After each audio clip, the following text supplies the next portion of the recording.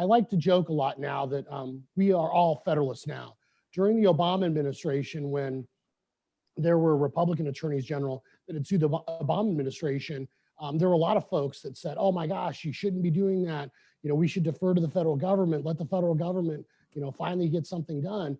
And the irony, of course, was in the last 4 years, now you have the Democratic attorney generals sued President Trump twice as often as President Obama was sued during those 8 years. And so I think that depending on who's in office, sometimes we are fair-weathered Federalists, so to speak.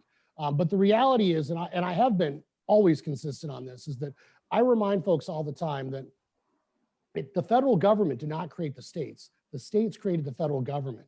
And if you go back and you read, Federalist 45, Federalist 51, the folks that crafted our Constitution expected and understood that the states would be the place where much of that political power resided, that the powers of the federal government were few and defined, as they said.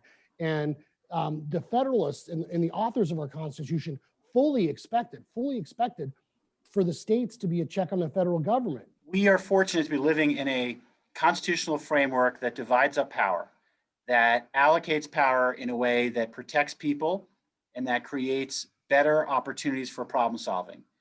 Having individual states creates a chance for people in those states to be heard at the state level, at local levels. And what often I'm seeing is the closer you get to the people, the less you see of the toxic polarization you see in Washington.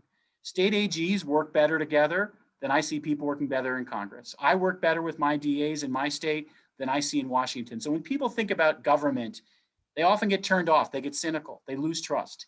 My suggestion, look at your state government, look at your local governments, look at how state AGs work together. That's the model for what we need to bring to Washington. And so the federalism gift we have is helping us get through this pandemic. It's helping us show what government of we the people, government of the people, by the people, for the people look like. And so I'm very proud of our federalism and proud to be a state official.